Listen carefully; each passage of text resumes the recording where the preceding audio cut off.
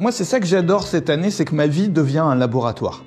Ma vie devient un truc où tu fais des expériences sur toi-même, en fait. On rêve souvent d'avoir la vie des autres, en fait. On se dit, regarde, j'ai vu Jean-Pierre sur YouTube, il a une super vie, j'aimerais bien avoir la même vie que lui. J'ai vu Jacqueline sur Instagram, j'adore sa vie, j'ai envie d'être comme elle, je suis jaloux. Non, ça marche pas comme ça, parce que tu vas te retrouver avec la vie de Jacqueline et tu vas être désespéré. Enfin, moi, ça m'est arrivé, tu vois. Tous les gens qui te disent j'ai tout réussi, enfin, tu sais très bien que derrière, moi, j'en connais, ça m'est arrivé aussi à moi d'avoir des moments où, en apparence, t'as tout réussi, en fait, au fond de toi, t'es misérable, en fait. Enfin, tu vois. Alors, on est de retour dans mon appartement en ville, où je viens passer quelques jours parce que j'ai plein de choses à gérer, des livraisons pour la ferme, plein d'autres choses. Et j'ai revu aussi un petit peu mon équilibre, tu sais, l'équilibre de mes semaines, pour pouvoir faire 2 choses en même temps dans la semaine, et même peut-être 3 choses. Alors, la première chose, c'est la ferme. Moi, j'ai besoin de ça, j'ai besoin de nature. Maintenant, j'y passe la plupart de mon temps. La deuxième chose, c'est cet appartement dans lequel je suis posé pour travailler de façon intellectuelle, c'est-à-dire pour te faire des mini-cours, pour te faire des formations sur ce tableau blanc. Il y en a une que je t'ai faite sur l'introversion, si tu l'as pas encore vue, c'est dans la description et dans le premier commentaire. Si toi, tu es une personne plutôt introvertie et que, tu sens que ça te désavantage et tu voudrais tourner ça en avantage plutôt qu'en inconvénient. Donc moi, je suis introverti, je suis comme toi, donc regarde ça. Donc en fait, j'ai besoin de ça. Je pense que dans l'équilibre d'une semaine, il y a aussi bien du travail intellectuel que de l'inconfort, de lutter un peu contre les éléments, que aussi du voyage. Le voyage, tu sais, moi j'ai passé des années à voyager, à être digital nomade, tout ça, et ça m'a fait tellement de bien. Aujourd'hui, tu le sais, avec la situation, cette année, l'année dernière, on n'a pas pu trop voyager, mais moi je me suis installé dans cette ville ici, à 10 km de la frontière hongroise, mais en Roumanie, pour pouvoir justement voyager un peu, mais des petits voyages, tu vois, dans des villes alentours, comme on l'avait fait la dernière fois à Arad. Et on va aller ensemble bientôt, peut-être la semaine prochaine, un peu en Hongrie, à Debrecen. Je t'en parlais aussi dans la précédente vidéo. Et du coup, tu vois, j'aimerais même mettre ça dans mon équilibre. C'est-à-dire avoir à la fois la campagne, avoir à la fois la ville où je peux faire du travail intellectuel et avoir à la fois, des petits voyages, mais des petits voyages alentours, tu vois, pour mieux connaître l'endroit dans lequel je vis, c'est-à-dire les villes qui sont vraiment à proximité, tu vois, à moins de 3 heures de voiture ou de train d'ici, quoi. Tu vois, moi, mon projet, c'est pas d'aller vivre dans la forêt tout nu, c'est de retrouver une partie de nature, c'est de retrouver une partie d'avoir des parties de la journée et de la semaine dans lesquelles je dois un peu lutter quand même contre les éléments. Mais je suis pas survivor, tu vois, je fais pas des trucs dans la forêt en luttant contre les serpents et les bêtes sauvages dans la jungle. C'est à Saint-Cyr, tu sais, l'école d'officiers de Saint-Cyr. Et ils ont un exercice, il y avait quelqu'un qui m'avait raconté ça, mais il y a des années, il y a plus de 10 ans. Ils ont un exercice qui consiste à aller justement courir dans la forêt, être sous la pluie, dormir comme ça, enfin tu vois, le truc de guerrier. Et en plein milieu de la nuit ou de la journée, après être complètement épuisés, avoir marché je ne sais pas combien de kilomètres avec un gros sac, ils leur font résoudre des problèmes mathématiques ou des choses intellectuelles en fait. Et il n'y a rien de plus dur que ça en fait. Je sais pas pour toi si comment tu sais, par exemple moi rien qu'après un voyage, j'ai beaucoup de mal le lendemain à me mettre sur un travail intellectuel. Et ces gens-là réussissent finalement à résoudre des problèmes mathématiques, à faire des exercices de mathématiques ou de choses scientifiques comme ça, en plein milieu de la forêt, après avoir été épuisé, en étant mouillé, en ayant à peine dormi pendant 5 jours. Enfin, et tu vois, moi, c'est un truc que j'aimerais bien savoir faire, ça, et sur lequel, je sais pas, j'ai toujours eu beaucoup de mal avec ça, parce qu'on a plusieurs types d'intelligence. L'intelligence créative, moi je suis très créatif quand je suis fatigué, par exemple, quand j'ai fait beaucoup de choses dans la journée. Quand on est fatigué, on a moins de limites, on a moins de filtres, parce que, tu vois, on n'a plus je sais pas, on veut même plus de filtres, on est trop fatigué pour ça. Donc du coup, on va se lâcher beaucoup plus. Je sais pas si t'as remarqué ça. Et moi, par exemple, tous les contenus créatifs, les choses créatives, la recherche d'idées, tu sais, trouver quand t'as un grand déclic qui te vient, souvent c'est quand je suis fatigué. Mais l'intelligence analytique, c'est-à-dire, tu sais, quand tu es avec un papier, un crayon, en train de noter des choses, de faire un plan pour moi, pour mes cours, de réfléchir justement à un problème mathématique, là, il faut pas être fatigué. Tu vois, c'est l'inverse opposé. C'est pour ça que les niveaux d'énergie, les gens travaillent pas assez sur leur niveau d'énergie. On voit tous ces contenus, que ce soit sur YouTube ou ailleurs, ou dans des livres, qui disent aux gens poussez-vous, forcez-vous, si vous y arrivez pas, c'est que vous n'êtes pas assez motivé. Ça, c'est vraiment le pire, enfin c'est pire que tout, quoi, de raconter ça aux gens. C'est ça aussi, c'est une thématique, je répète ça souvent, mais c'est tellement important pour moi, ça fait tellement de mal. Tu vois, alors quand on adapte ses semaines, sa journée, sa vie à différents niveaux d'énergie, tu vois, tu crées un contexte, un environnement qui rend ce que tu veux faire naturel en fait. Et moi quand je suis ici, c'est naturel, j'ai mon tableau blanc, j'ai mes papiers, je fais mes plans, je crée mes cours et quand je suis à la campagne, c'est une autre partie de moi-même qui se réveille en fait. Et j'ai besoin de tout ça. J'ai besoin de tout ça dans la même vie en fait. Et ça correspond à des... Tu vois, je peux créer des choses différentes à chaque fois. Et j'arrive à avoir une vie riche comme ça, mais j'en suis encore qu'au début. J'ai encore beaucoup de choses à explorer, beaucoup de choses à expérimenter. Donc la première étape, ça va être de finir, de mettre un peu de confort à la ferme. La deuxième étape, ça va être de casser ce confort-là en trouvant une alternative, par exemple une tente ou une yourte ou un truc au fond du champ pour justement avoir des moments dans lesquels je suis fatigué et dans l'inconfort, tu vois. Je trouve que, moi c'est ça que j'adore cette année, c'est que ma vie devient un laboratoire. Ma vie devient un truc pour faire où tu fais des expériences sur toi-même en fait. C'est-à-dire que, tu vois, chaque semaine, j'essaye de faire des découvertes sur la façon dont je fonctionne et d'améliorer, tu vois, pas d'améliorer ma vie en mode plus, mieux, se pousser, tout ça, non. D'améliorer ma vie de façon, tu vois, à se demander si je changeais tel petit truc dans la façon dont j'organise mes semaines, est-ce que ma vie serait pas plus riche? Est-ce que je serais pas plus accompli? Est-ce que j'arriverais pas à créer des meilleures choses? Est-ce que ma vie serait pas plus équilibrée? Tu vois? Et petit à petit, comme ça, j'avance et ça me rend tellement heureux. Et moi, j'incite tout le monde vraiment à faire ça, quoi. À réfléchir à son contexte. Comment est-ce que je pourrais améliorer mon contexte pour avoir la vie que je veux, pour me sentir épanoui, pour avoir, tu sais, on rêve souvent d'avoir la vie des autres, en fait. On se dit, regarde, j'ai vu Jean-Pierre sur YouTube, il a une super vie, j'aimerais bien avoir la même vie que lui. J'ai vu Jacqueline sur Instagram, j'adore sa vie, j'ai envie d'être comme elle, je suis jaloux. Non, ça marche pas comme ça, parce que tu vas te retrouver avec la vie de Jacqueline et tu vas être désespéré. Enfin, moi, ça m'est arrivé, tu vois. Tu vois, ces images, ces archétypes de la vie réussie sont faux, sont des mensonges. Enfin, on le sait, parce que tu vois bien que la personne est souvent... Enfin, tous les gens qui te disent « j'ai tout réussi », enfin, tu sais très bien que derrière... Enfin, moi, j'en connais, ça m'est arrivé aussi à moi, d'avoir des moments où, en apparence, t'as tout réussi. En fait, au fond de toi, t'es misérable, en fait. Enfin, tu vois... la vraie réussite, c'est pas ça. La vraie réussite, une belle vie, une vie réussie, c'est une vie que tu connais, que tu comprends, que tu contrôles et que tu maîtrises.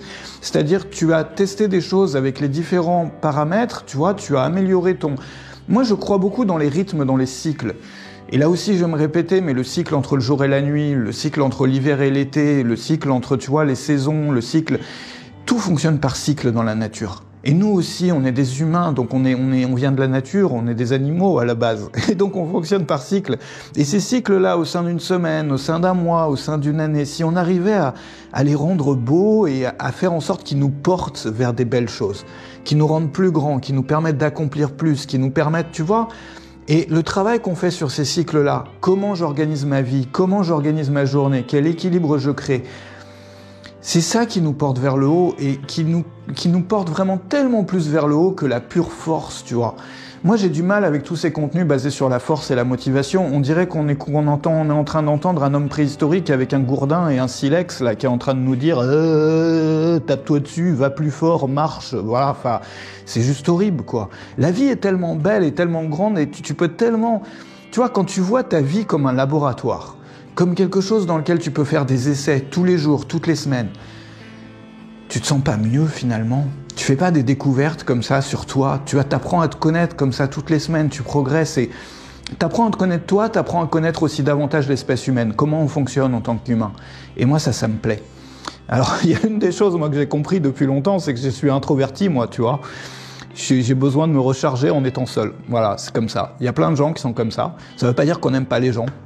Ça veut dire qu'on a besoin de se recharger en étant seul. Les extravertis, eux, vont se recharger en voyant du monde, tu vois, dans des activités sociales. Nous, on aime les activités sociales, mais on a besoin de se recharger en étant seul. Et ça aussi, ça correspond à un cycle. Le cycle entre je suis avec moi-même et le cycle je suis avec les autres. Et on a chacun, tu vois, une façon de caler ce cycle-là pour s'accomplir dans sa vie qui va être différent selon sa personnalité.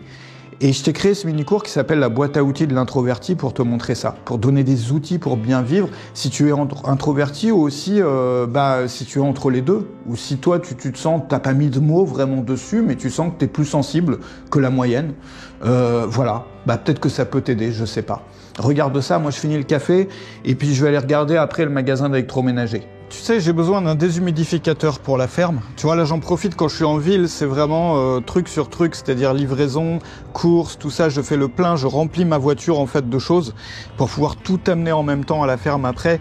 Et j'avais besoin d'un déshumidificateur parce que l'air est assez humide et puis je me suis dit, pourquoi pas prendre un climatiseur.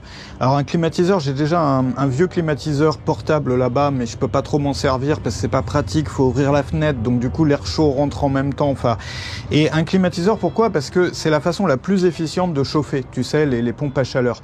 J'avais ça aussi au chalet, et pour l'été, tu vois, comme je vais être là-bas, je veux travailler aussi là-bas. Au début, j'étais parti en mode rejet du confort, en mode pas d'électricité, tout ça.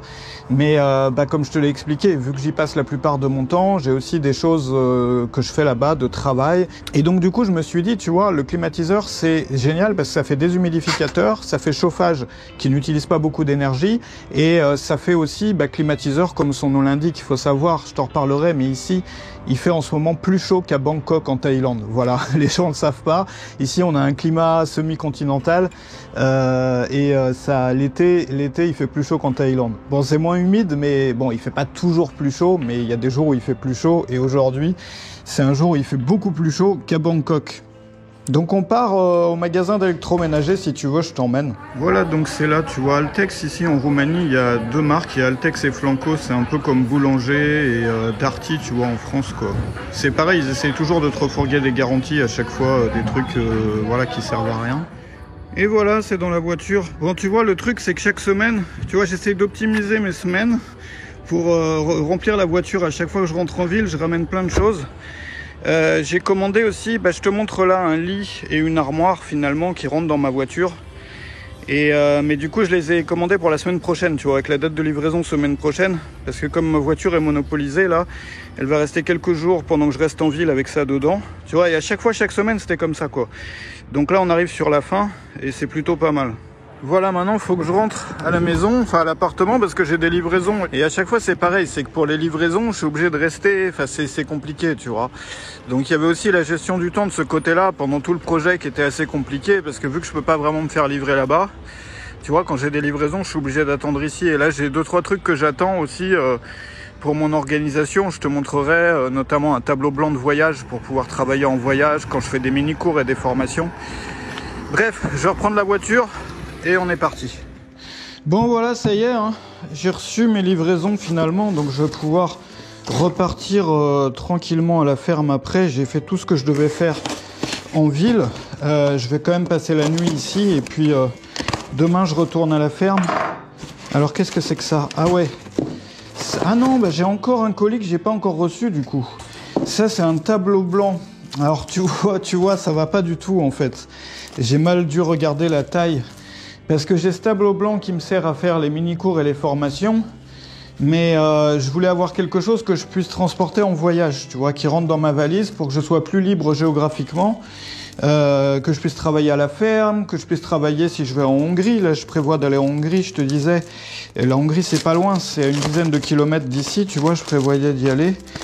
Mais ça, c'est bien gentil, mais c'est bien pour une liste de courses, tu vois, tu mets sur ton frigo.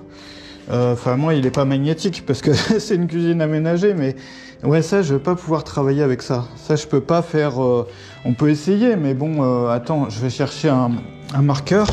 Tu vois, j'ai cette pièce ici. Alors, ça, c'est la télé. Alors, attends, je t'explique. Ça, c'est la télé qui va venir sur le meuble qu'il y aura ici. Voilà, c'est une télé que j'avais dans un appartement d'avant que j'avais laissé chez un ami puis que j'ai récupéré. Là, j'ai tout mon matériel de travail. Donc, j'ai une deuxième GoPro, j'ai des batteries, j'ai un cahier. Et puis, j'ai mes marqueurs. Alors, je vais faire le test avec toi. Je sais pas ce que ça va donner, mais déjà, il faut savoir comment le mettre au mur si tu es dans une chambre d'hôtel ou autre chose. Et on va voir si on voit quelque chose. Donc, imaginons, j'arrive à l'accrocher. Et si je marque ici, voilà, l'étape 1 là, on passe à l'étape 2 ici, et on fait ceci et on fait cela. Est-ce que ça fait sens ou pas? Est-ce que c'est visible sur la caméra? Enfin, sur l'image, je sais pas du tout. On va voir. Bon, sinon, j'en ai commandé un plus grand, avec un pied télescopique. Alors ça, c'est parfait. Ça va rentrer dans ma valise. Enfin, un chevalet, en fait. C'est un chevalet télescopique. Tu vois, j'essaye des systèmes. Moi, j'ai toujours essayé des systèmes pour tout, jusqu'à trouver la chose parfaite. Et là, j'essaye... tu vois, ça, c'est les fils qui vont venir pour la télé, justement. Bah, moi, je regarde pas trop la télé, mais bon, vu que j'ai une télé, autant la mettre. Hein. Donc ça, tu vois, alors attends, on va regarder comme ça. C'est un chevalet. Donc normalement, c'est pour les peintres. Hein. Mais moi, je me suis dit que ça aurait pu être utile pour pouvoir travailler. Parce qu'avant, je faisais tous mes contenus comme ça. Je les faisais sur tableau blanc virtuel, tu vois, sur une tablette. Et puis aujourd'hui, je veux plus faire ça. Je veux être dans la vraie vie, je veux pouvoir bouger dans la pièce, je veux pouvoir, tu vois, comme si on était à un vrai cours ensemble, toi et moi. Alors, voilà. Ah oui, alors c'est pas très... Ah ouais, là tu mets donc ton tableau blanc ici, mais il faut pas qu'il soit trop grand. On verra, ça me paraît pas très grand, tu vois, l'espace ici. De toute façon, j'ai pas reçu le petit tableau blanc, donc je peux pas essayer encore vraiment. Donc je garde ça de côté et puis on verra. Donc j'ai encore une livraison qui doit venir et je pense pas qu'elle vienne aujourd'hui du coup. Et si elle vient pas aujourd'hui, je vais rester en ville. Tu vois, maintenant j'essaye, là je suis sur la fin donc des livraisons. C'est vraiment les dernières choses desquelles j'ai besoin. Et puis après la vraie vie peut commencer, tu vois, sans rien de... Enfin, sans plus faire d'aller-retour. J'ai fait des allers-retours comme ça pendant des mois.